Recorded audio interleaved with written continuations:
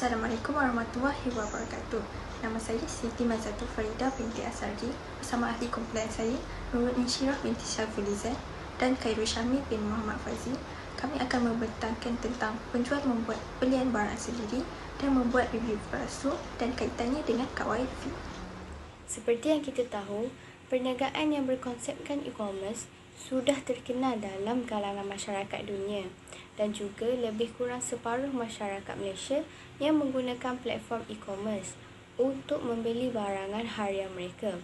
Contohnya, mereka membeli barangan harian mereka di Lazada, Shopee, eBay dan lain-lain lagi.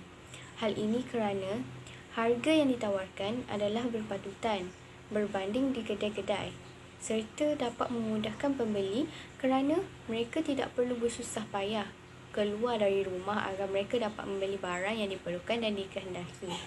Selain itu, kita dapati ekosistem jual beli melalui platform e-commerce adalah bergantung kepada penilaian, iaitu rating. Kedua, ialah jumlah barangan yang terjual serta ulasan atau review yang diberikan oleh pelanggan. Seterusnya, apabila sesebuah kedai mendapat penilaian dan ulasan iaitu review yang baik, maka ia akan menjadi salah satu faktor di mana hal ini akan menarik minat pelanggan yang lain agar membeli barang tersebut. Oleh itu, faktor ini juga dapat mendorong penjual yang tidak mendapat pelanggan membuat belian barang sendiri dengan mewujudkan akaun jualan yang lain, serta mereka ini akan meninggalkan ulasan atau review pada barang yang mereka jual untuk menyatakan yang barang itu sudah pun dibeli dan berpuas hati dengan barang tersebut. Akan tetapi, perkara itu adalah daripada penjual itu sendiri serta penjual itu belum mendapat pelanggan. Walaupun perkara ini untuk meningkatkan jualan atau kepercayaan, malah kita sebagai umat Islam haruslah mematuhi syariah yang telah ditetapkan supaya mendapat keberkatan dan keredaan dari Allah SWT.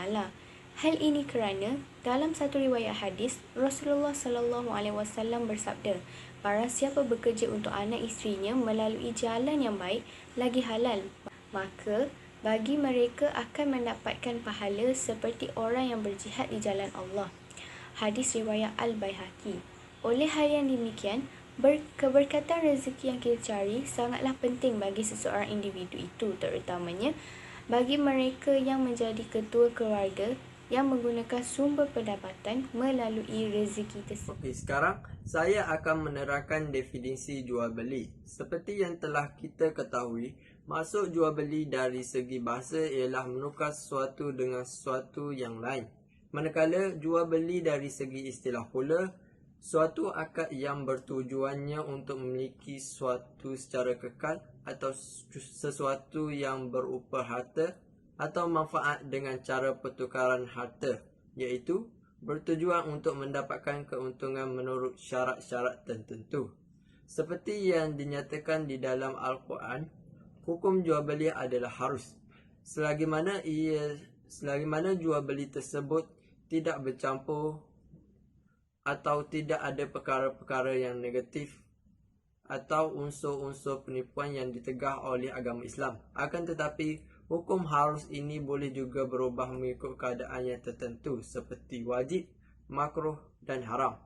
Konsep jual beli bagi perbuatan penjual membuat belian barangan sendiri dan membuat review palsu, hukumnya jatuh kepada haram. Terdapat dua jenis haram, iaitu haram li ghairihi dan haram li zatihi. Bagi perbuatan tersebut, ia adalah haram li ghairihi, iaitu pada asalnya hukum jual beli adalah halal, tetapi menjadi haram atas sebab tertentu seperti membuat belian barangan sendiri dan review palsu kerana telah melibatkan unsur-unsur penipuan yang dirancang oleh penjual untuk memperdayakan bakal pelanggan. Perbuatan menipu dalam jual beli ini boleh berlaku dalam pelbagai bentuk dan cara. Oleh kerana itu, fuqaha memberikan istilah dalam pelbagai tentang cara-cara atau bentuk-bentuk penipuan seperti al-ghish iaitu menyembunyi, kecacatan, al-tadlis iaitu menipu, an-najs iaitu tawaran palsu dan sebagainya. Terdapat juga perkara yang mengharamkan jual beli seperti jual beli sesuatu barang yang berunsurkan najis dan barangan yang haram dari segi hukum syarak seperti menjual dadah dan arak. Review palsu yang dilakukan oleh penjual terhadap sesuatu barang atau makanan yang dijual olehnya adalah untuk menarik perhatian pelanggan agar membeli barangan mereka supaya mereka mendapat keuntungan. Di dalam Islam, review palsu ini boleh dikelaskan sebagai suatu penipuan dalam urusan jual beli. Perkara ini juga boleh dikenali sebagai tadlis yang juga bermaksud suatu penipuan atau suatu pembohongan. Di dalam kategori jual beli, penipuan dari segi timbangan serta membuat ulasan palsu dan tidak menetapkan sesuatu harga barang dengan jelas, yakni sering menukar harga sesuka hati adalah haram. Kerana hukum menipu dalam jual beli adalah haram. Hal ini kerana penjual membuat penipuan dalam urusan jual beli kepada pelanggan dari segi barang yang menyebabkan pembeli berasa teraniaya dan berasa dikhianati meskipun ia tidak menyedarinya. Hal ini juga pengguna yang melakukan penipuan tersebut seolah-olah ingin mengambil hak daripada orang lain kerana telah diperdaya oleh ulasan yang diberikan. Firman Allah SWT dalam surah An-Nisa ayat 29, "Wahai orang-orang yang beriman, janganlah kamu saling memakan harta sesamamu dengan jalan yang batil, yakni tidak benar, kecuali dalam perdagangan yang berlaku atas dasar suka sama suka di antara kamu. Dan janganlah kamu membunuh dirimu, sungguh Allah Maha Penyayang kepadamu." Daripada ayat ini, kita dapat mengetahui bahawa Allah SWT menegaskan tentang larangan mengambil harta orang lain dan akan mendapat balasan dosa daripada Allah SWT. Oleh itu, kita sebagai umat Islam hendaklah mencari rezeki halal serta diberkati oleh Allah SWT agar di akhirat kelak kita tidak akan berasa kesal di atas perbuatan kita semasa di dunia. Seterusnya, tadlis ini terbahagi kepada 4, iaitu tadlis dalam kualiti, tadlis dalam kuantiti, tadlis dalam harga dan tadlis ketika waktu penyerahan. Tadlis dalam kualiti ialah menipu pelanggan dalam transaksi jual beli yang dilakukan dari segi kualiti barang yang digunakan atau mutu sesuatu barang. Sebagai contoh, penjual mengatakan barang ini menggunakan kualiti yang tinggi akan tetapi hanya menggunakan kualiti yang rendah. Seterusnya, tadlis dalam kuantiti ialah penipuan terhadap pelanggan tentang kuantiti yang akan diterima. Contohnya, kuantiti barang yang diterima oleh pelanggan tidak mencukupi barangan yang dibeli oleh pengguna atau yang telah ditetapkan oleh akad atau bersifat gharar, iaitu tidak pasti. Selain itu, tadlis dalam harga bermaksud pembohongan tentang harga barangan yang dijual kepada pengguna. Hal ini boleh dikatakan dengan penjual tidak memberitahu pelanggan secara jujur tentang harga barang yang dijual kepada mereka.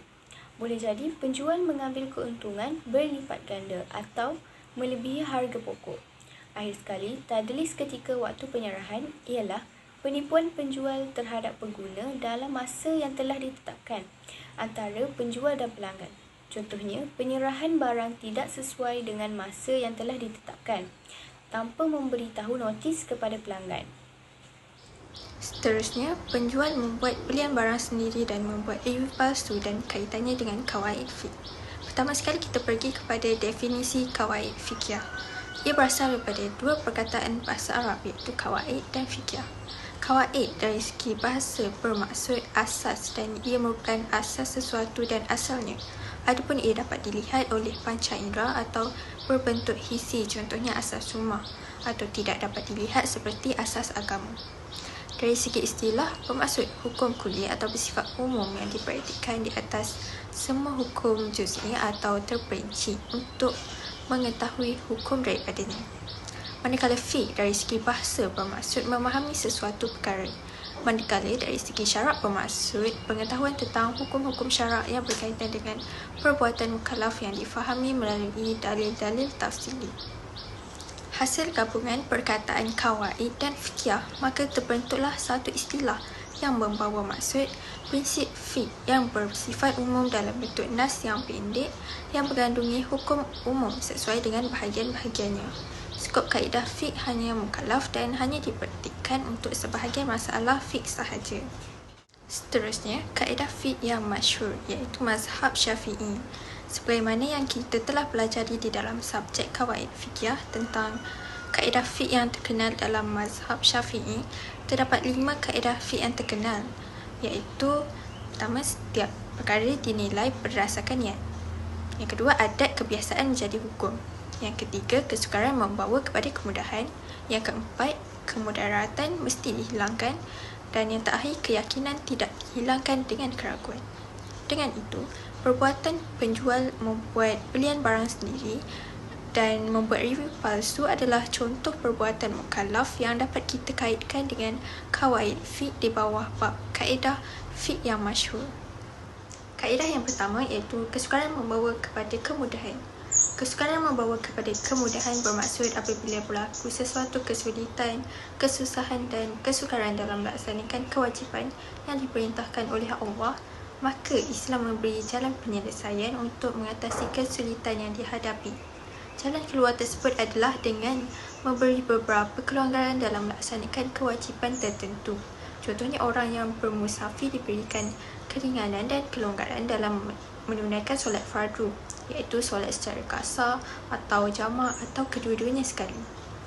Berdasarkan kaedah ini, tak hasilnya hukum ruksah atau keringanan. Terdapat banyak sebab ruksah yang dibenarkan oleh syarak, contohnya seperti musafir atau mengembara, penyakit, paksaan, terlupa, kejahilan, kekurangan dan sebagainya. Dalam situasi ini, berkaitan kaedah ini dengan penjual membuat belian barang sendiri dan membuat review palsu adalah dibolehkan apabila seseorang majikan memaksa pekerjanya membuat akaun palsu untuk menyamar sebagai seorang pelanggan supaya membuat review palsu dan menarik pelanggan dan mendapatkan banyak keuntungan. Jika pekerjanya tidak melakukan suruhan tersebut, maka dia akan dibuang daripada kerjanya. Berdasarkan situasi itu, orang yang dipaksa dan diukur dengan sesuatu tindakan tanpa kerelaannya yang boleh mengancam nyawa atau anggota badan atau perkara yang penting, seperti dipaksa melakukan sesuatu yang haram di dalam pekerjaannya, adalah pelakunya tidak dianggap berdosa. Ia diberikan ruksah yang harus atau boleh dilakukan atau kemudahan kepada mereka. Jika mereka tidak melakukan perkara tersebut, mereka akan dibuang kerja lalu tidak mempunyai sumber pendapatan untuk menyara diri dan keluarga. Oleh itu, diharuskan pekerja tersebut melakukan review palsu bagi mengelakkan dirinya daripada dibuang kerja. Kaedah ini dapat dipecahkan pada kaedah al-daruriyat tubih al-maksurat. Allah berfirman, maksudnya, dengan ketetapan yang demikian itu, Allah menghendaki kamu beroleh kemudahan dan Dia tidak menghendaki kamu menanggung kesukaran. Selain itu, dalam situasi yang lain pula, contohnya seperti seorang penjual yang baru memeluk Islam melakukan review palsu disebabkan tidak mengetahui sesuatu hukum kerana belum mempelajarinya dan kejahilannya, maka diberikan kemaafan terhadap golongan seperti ini. Bagi kaedah yang kedua ialah kemudaratan mesti dihilangkan, iaitu ad-dararu yuzalu. Pada asalnya kaedah ini merupakan pecahan kepada kaedah fiqh la darar wala dirar, atau dalam bahasa Melayu diterjemahkan sebagai tiada mudarat dan tidak boleh memberi mudarat. Dari segi bahasa bermaksud sesuatu yang bertentangan dengan manfaat, manakala dari segi istilah pula melakukan kerosakan terhadap kemaslahatan yang disyariatkan, sama ada terhadap diri sendiri atau orang lain secara tidak benar, melampau atau cuai. Manakala perbezaan pendapat pada dirar yang pertama maknanya sama seperti darar dan disebut dengan kedua-duanya dalam hadis dengan tujuan takkid, iaitu penguat. Yang kedua ialah membalas orang yang memudaratkan diri dengan hal yang tidak setara dan bukan untuk membela kebenaran. Oleh demikian itu, jelaslah bahawa kaedah fiqh ini menjelaskan bahawa semua jenis kemudaratan yang menimpa mana-mana pihak, maka kemudaratan itu wajib dihilangkan daripada terus berlaku. Berdasarkan masalah penjual membuat belian barangan sendiri dan membuat review palsu, ia perlu dihapuskan kerana perbuatan tersebut salah di sisi syarak kerana tidak jujur dan menipu dalam perniagaan. Perkara yang memudaratkan itu hendaklah dihilangkan. Review palsu merupakan sesuatu yang boleh mendatangkan bahaya dan kemudaratan kepada pembeli. Oleh sebab itu, review palsu mestilah dihapuskan kerana ia mendatangkan keuntungan kepada penjual akan tetapi mendatangkan kemudaratan kepada pembeli. Tambahan pula, transaksi pembelian itu dilakukan di atas talian dan cara untuk mendapatkan kembali duit dan menghantar semula barangan tersebut adalah merumitkan dan menyusahkan. Cara menggantikan kemudaratan tersebut adalah penjual hendaklah mempromosikan barangan jualan mereka kepada ahli keluarga, kaum kerabat dan kawan-kawan untuk mendapatkan review yang benar dan tulus daripada mereka. Kaedah 3 iaitu al-umuru bimaqasidiha. Setiap perkara dinilai berdasarkan niat. Hal ini merupakan kaedah yang pertama daripada kaedah 5 yang asas ini. Kaedah ini amat penting sekali kerana dapat menentukan kenapa sesuatu perkara itu dilakukan. Hal ini bermaksud setiap perkara itu adalah berdasarkan niatnya. Oleh itu, amalan-amalan yang dilakukan oleh mukallaf ditentukan oleh niatnya. Al-umuru iaitu lafaz umum yang merangkumi semua tindakan atau perlakuan yang terhasil daripada seseorang manusia sama ada melakukan atau meninggalkan. Oleh itu, ia juga meliputi perbuatan, kata-kata ataupun niat. Dengan kata lain, setiap perkara yang dilakukan oleh seseorang itu adalah dengan mengikut niat dan tujuannya dalam membuat sesuatu perkara atau untuk memutuskan sesuatu perkara tersebut. Manakala al-maqasid ialah perkataan jamak kalimah al-maqasid yang berasal daripada perkataan al-qasdu yang bermaksud niat. Maka maksud keseluruhan bagi perkataan al-umuru bimaqasidiha iaitu setiap perkara akan dinilai berdasarkan niat, membawa maksud segala perbuatan atau tingkah laku urus niaga adalah bersandarkan niat. Oleh hal yang demikian, setiap tindakan atau sesuatu yang keluar dari seseorang manusia adalah terikat dengan apa yang diniatkan untuk diberi pahala atau dosa. Berdasarkan konteks penjual membuat belian barang sendiri dan membuat review palsu, kebanyakan penjual yang melakukan perbuatan tersebut hanya ingin mendapat keuntungan yang banyak dan cepat dalam perniagaan tanpa memastikan kualiti barang yang dijual. Hal ini boleh dilihat melalui semua penjual dan peniaga yang melakukan review palsu menginginkan keuntungan dengan cepat melalui niat dan cara mereka yang salah. Jika seseorang penjual itu mempunyai niat yang baik, dia tidak akan menggunakan cara yang salah dalam mencapai niatnya itu. Jika penjual itu menginginkan perniagaannya laku dan menguntungkan, dia perlulah berniat dan bahawasanya dia melaksanakan urus niaga tersebut kerana Allah agar perkara tersebut dirahmati oleh Allah SWT. Secara tidak langsung, urus niaga tersebut menjadi satu ibadah dan penjual itu akan mendapat pahala. Tetapi jika seseorang yang hanya melapaskan niat dengan lidah sahaja tanpa hadir niat tersebut dalam hati, maka niat itu tidak sah.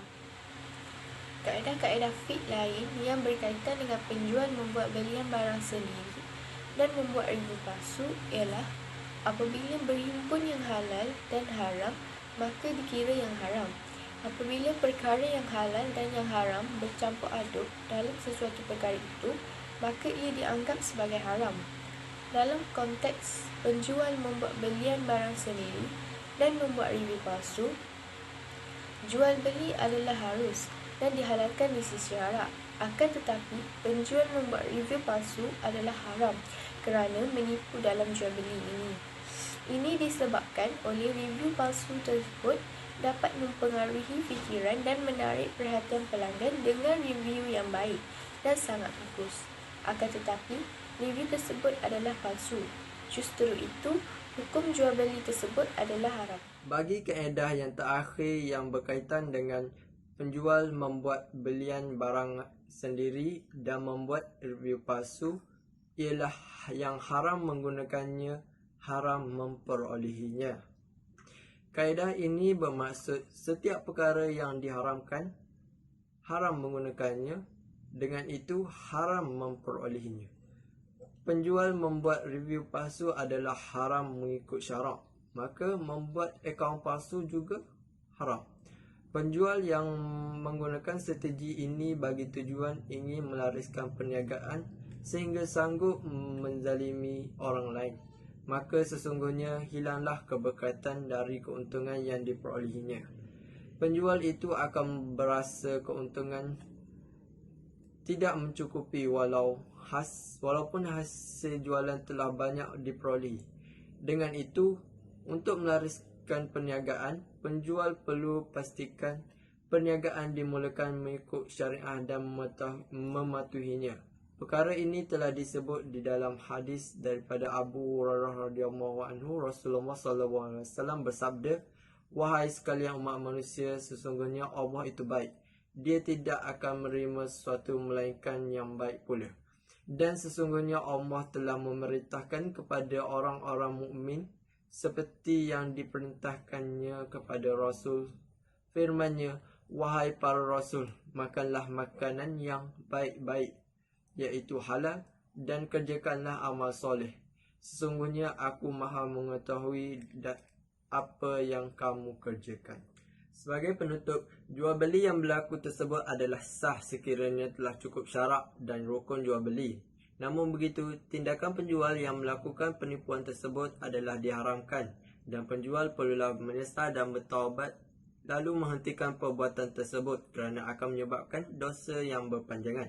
Kesimpulannya, usaha untuk meningkatkan jualan mestilah selari dengan apa yang ditetapkan oleh syarak. Sebagaimana Rasulullah SAW bersabda, "Peniaga yang amanah dan jujur akan bersama dengan para nabi, orang-orang yang benar dan para syahid."